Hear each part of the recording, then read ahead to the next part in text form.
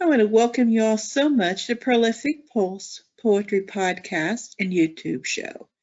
We have Bracha Goetz here today. She's a Harvard-educated author of 39 books that help children's souls shine and a candid memoir for adults.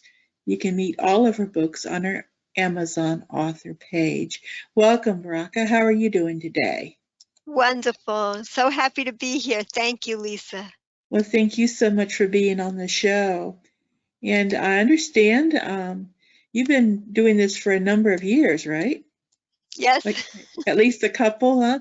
All right. And now, did you go straight from Harvard to writing books, or what's your story?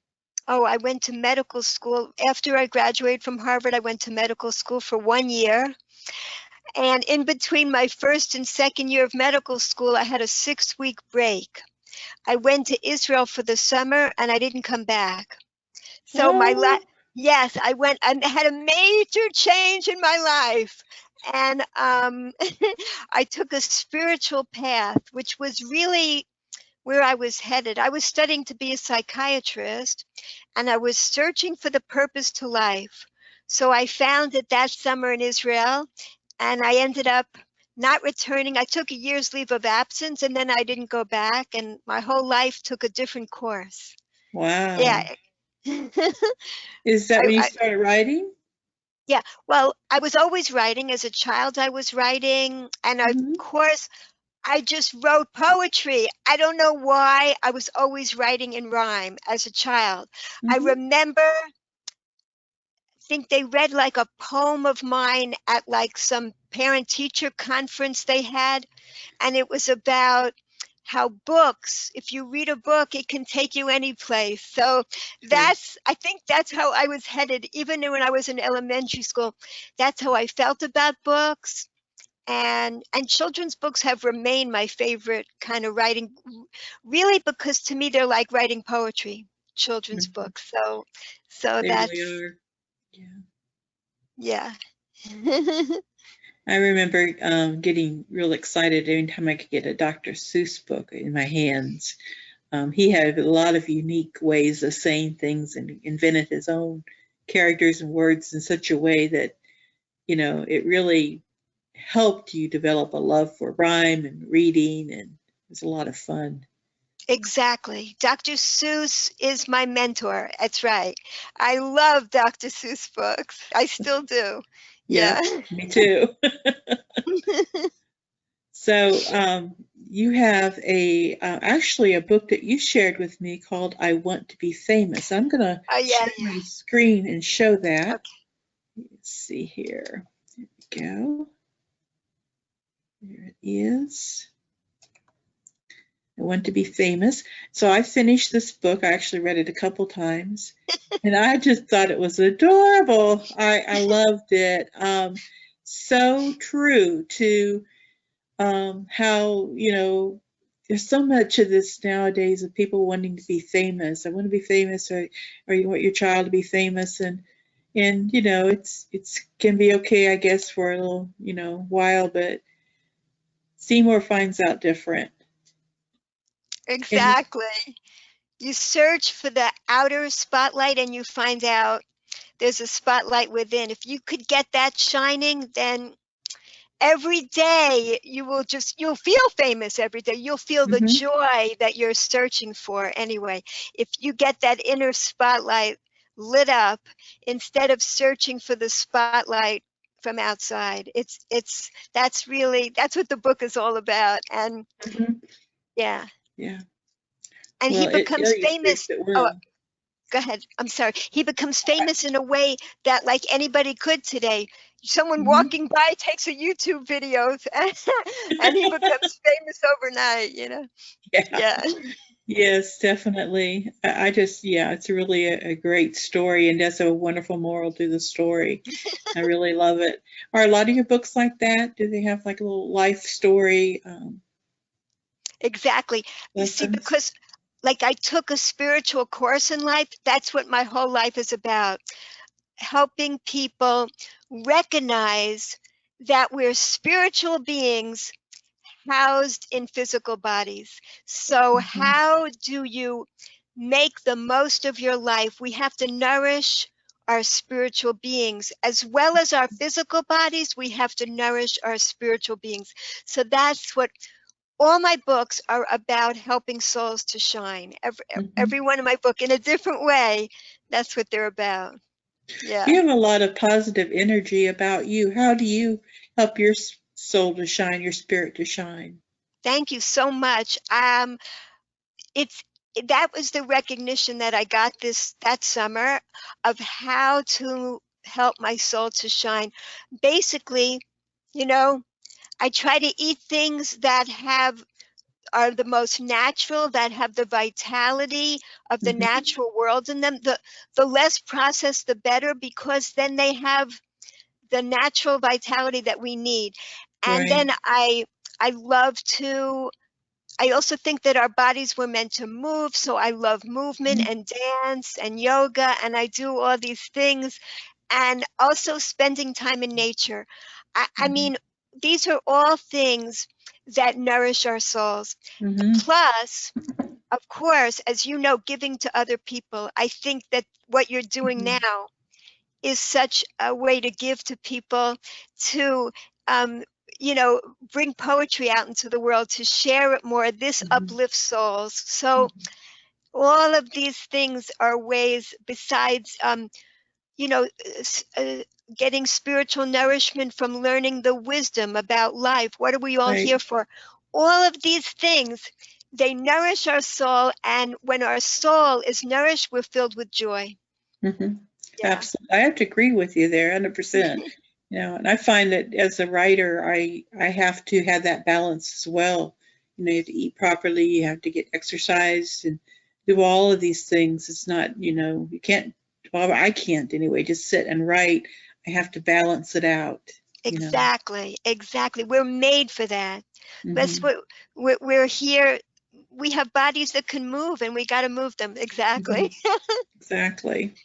So, and you did write another book that we're going to talk about called Searching for God. And actually, I think Searching for God in the Garbage. And I'm going to share that on the screen as well. Be just 1 second here. And it's a little bit different. It's in your kids' book. Can you tell us a little bit about this one?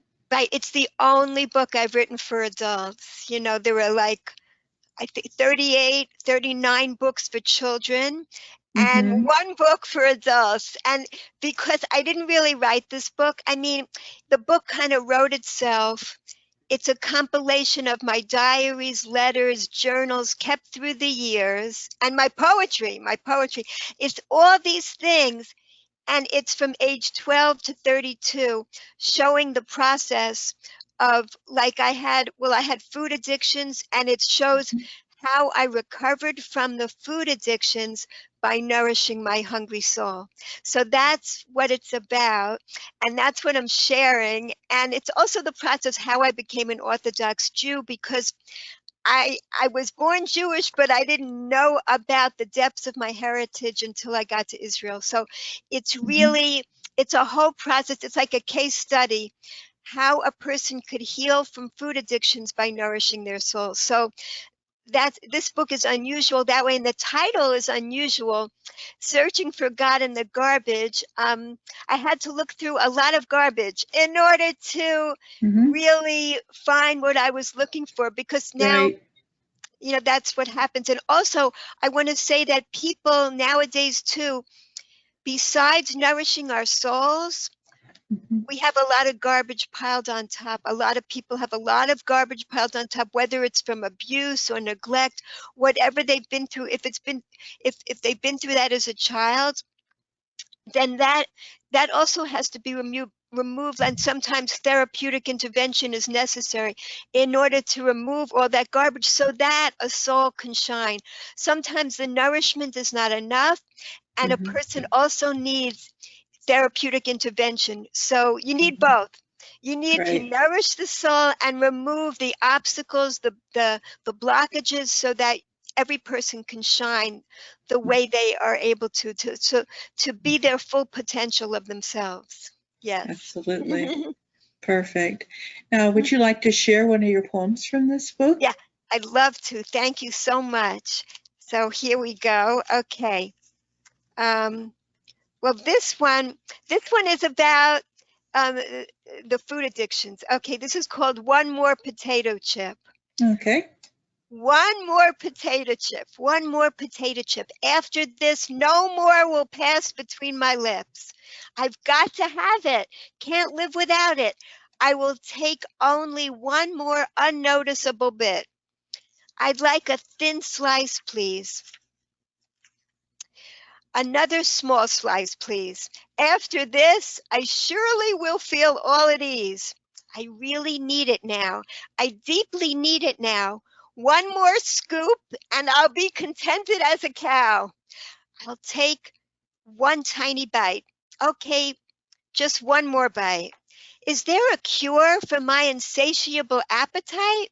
Why can't I stop myself from taking more and more and more and more? Help! I'm trapped inside this body. I'm a prisoner of war. One chocolate chip cookie, two chocolate chip cookies. I can finish up the box if no one is looking. I've got this hunger. It's such a hunger. But when the piece of cake is gone, it's even stronger. While gobbling up the food, why, I am in just the most delightful mood.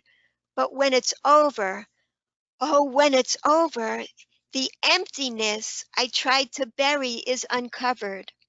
When will I give in and realize my body is out of control? It's not my stomach that is hungry. What is starving is my soul. So that's about recognizing that when a person is binge eating like that, or doing the opposite, I would fluctuate between like anorexic behaviors, starving myself with crazy diets, or binge eating because I was so hungry. And it's like a desperate search for that food, and desperately because it's never enough. Why? What I've come to is what a person experiences when they're eating is pleasure, because it's meant to be pleasurable. Like it could have been that we just had a pill, a tasteless pill that we take every day to survive. But no, food was meant to be pleasurable. And not only that, a pleasurable taste, a pleasurable aroma, and it's beautiful to look at too. It becomes ripe like this. When it's ripe, it becomes a bright, beautiful, attractive color. So food was meant to be pleasurable, but we misuse it. We get stuck there. When we want the pleasure to last, we keep overeating instead of recognizing that there's abundance of other pleasures in this world that can also fill our souls. So when we recognize that we have many more options, that's empowering. And that's how we can overcome addictions, by filling our lives with more joy, not by restricting ourselves, by bringing other joys into our life. So that's what I found, and that's what helped me. Yeah. So That's wonderful. that's I what I'm enjoying appreciate that. sharing. I Thank appreciate you. your opening up about that. I myself have been in treatment for food addiction, so I can relate to what you're talking about. And Yes, yeah. it's something that the food was given to us in order to give us pleasure. Actually, which people don't realize, is that it was given really to uplift our souls. When we're in a pleasurable state, it uplifts our souls, but we get stuck on just the physicality of it, and then we focus on that and just keep overeating, when really the purpose of the food being delicious was to uplift us, give us joy in life.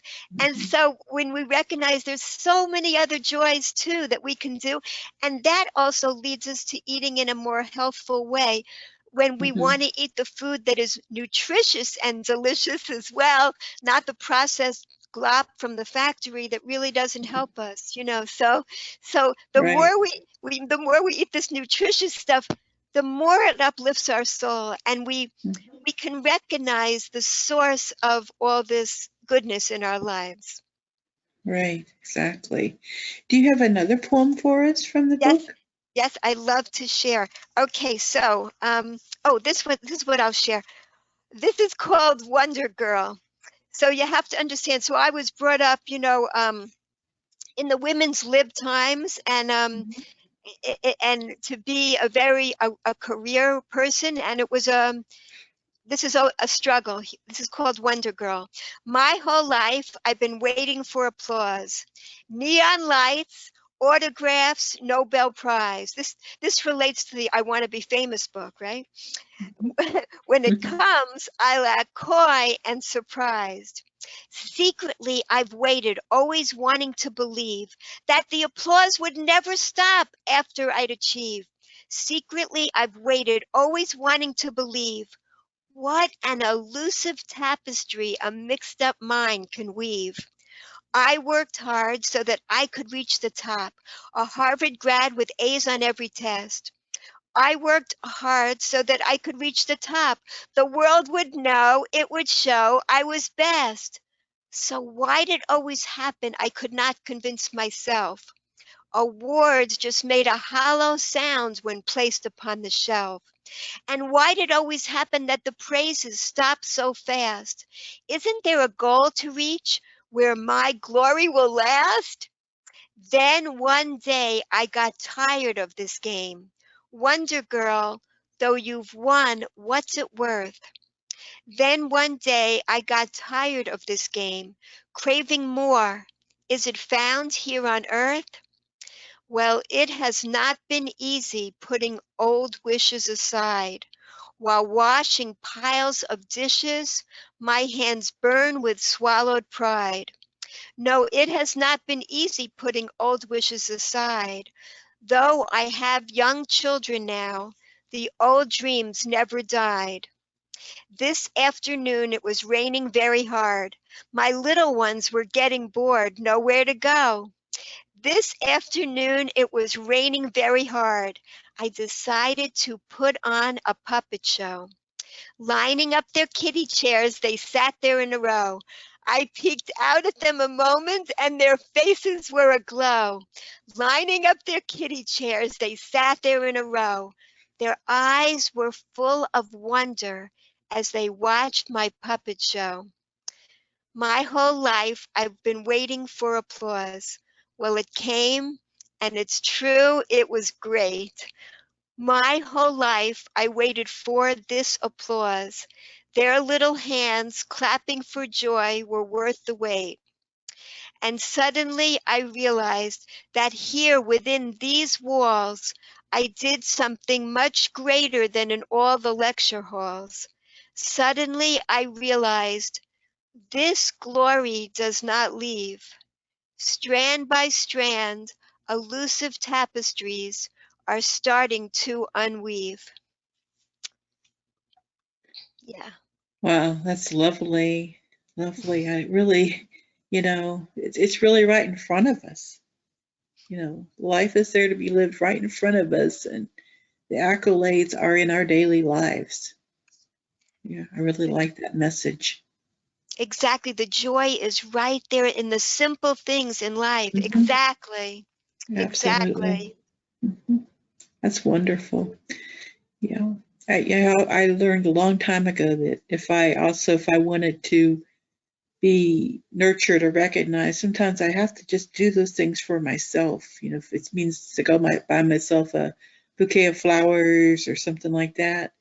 I still do that to this day. If I see flowers I Beautiful. like, I get them, you know? Beautiful. Beautiful. Yeah. Taking a shower, the joy of taking a shower. Hmm. Amazing. There is Hmm. so, it's like water. It's incredible. Yep. If we enjoy these simple pleasures, we'll Hmm. be happy. I mean, we'll just Yep. have joyful lives. Yeah. Absolutely. Now you had another poem, I believe it was called Today. Would you Yeah. like to read that for us? Yes. Exactly. Okay. Today I did nothing but wipe my child's nose, hold her head as she threw up, then changed all her clothes. When she was feeling better, I fixed her a good meal. Today I got nothing done. just something real. So, it was a real struggle for me as a young mother, spending my days doing things like that, but it just really, it enriched me as a person. It made me into a better human being. It was a struggle, and it it built up my character traits, I can say, in helping me become more of a giver, not thinking of myself only, thinking of other human beings. It changed me, and I'm Mhm. so grateful. Yes. Absolutely. And on Yeah. the converse of that, I have a friend who has to work, full time, and her kids are grown, but um, she wants to go out and help people, in the community, and like the food kitchen and stuff. But she has to work, but she's, works in a position that actually by her working, she helps other people to be able to work and Exactly. provide for their families. And, I explained to her that that was important, that just because you can't go stand in the soup line, there are other people who will help to do that. But what you're doing is you're putting food on people's tables too by providing for, the employer to be able to help their employees. So it all Beautiful. has a purpose, Beautiful. Everybody does what lights up their soul, and it helps other people, like you're Mhm. doing. I mean, I see in your life you have done so much for other people, and you are continuing to do that. Yes, Well, I just exactly. like to help poets get out there. I believe that poetry has so much power that we don't even begin to touch how much power poetry has. I'm hoping that our poet that spoke for the inauguration will make a difference with that. I know when Maya Angelou spoke, years ago, how much that touched the nation. So we Yes, could hope. We need that yes. hope. I think it's already made a huge difference. Mhm. Yes, Yeah. her enthusiasm. I mean, yes, she was really awesome. Hmm. Exactly. I have I have a wonderful poem about poetry. Should I read it? I didn't write it. Absolutely. It's just amazing. You probably know this. I think it's an amazing poem. It's called How to Eat a Poem by Eve Miriam. It It's sounds familiar. Yeah, don't be polite. Bite in. Pick it up with your fingers and lick the juice that may run down your chin. It is ready and ripe now, whenever you are. You do not need a knife or fork or spoon or plate or napkin or tablecloth, for there is no core, no or stem or rind or pit or seed or skin to throw away. That's all there is. It's just a poem. It's right there. You just bite into it. And Hmm. that's what I love about poetry. I I don't write long books except for my memoir because I'm not into long things. I like just get to the point and say it in the most concise way possible. Hmm. That's the art of poetry. Hmm. That's what I love about it. Yes. Yes, I am very much of a stickler on concise poems. Yeah. Yes. Yeah. It's just such a joy, and we get to get the message right out there in the poem. It, the Absolutely. the poem is the core, and it is a seed. In my opinion, it's a seed. It's a Hmm. seed that you plant. It's so small, and it gets planted. It becomes a tree. It just goes on. The vibrations just keep going. So that's how I Hmm. see it. Yes, absolutely. Yeah. Was there anything that I haven't asked you about that you'd like to share? Let's see. Um, I I think I'll share one more poem if that's okay. Could I share one more That'd be little poem? fine. Okay, great. Absolutely. And this is a poem also about my struggle in appreciating motherhood. The most valuable work gets the lowest pay in this topsy-turvy world today. Receiving next to nothing for all you do, someday all will wish they were as rich as you. If a person puts all they can into being a mother or a teacher, putting what all that they can into a child, and that's why I love to write children's books Hmm. too, because because children, you are making an engraving on their soul. You know, they are open to it. And I feel if I can instill spiritual concepts in young children, they will have this outlook, and they will have this positive outlook and the skills to achieve happiness throughout their lives. So I feel it's really important to be able to write spiritual books for young children. Yeah. Absolutely. I like that you're making an engraving on the soul. I like Yeah. that a lot. I have Yes. to, that one will stick with me. Well, you're a poet. I would like to ask you a question. Yeah. How did you think of doing this? I mean, this is just such a beautiful idea, making a podcast Well, for poets. I noticed there weren't too many out there. I mean, there are some out there, but there weren't too many. And I feel like poetry needs to be expressed in all different avenues. And I've been thinking about a podcast for quite some time, but I was shy about doing. I wasn't too sure, if I could do it. Had a lot of self-doubt. And then one day I just said, I'm going to do it. And I just did it and just been doing it ever since. And if you go back and listen to the very first ones, yeah, you could see a lot more flubs.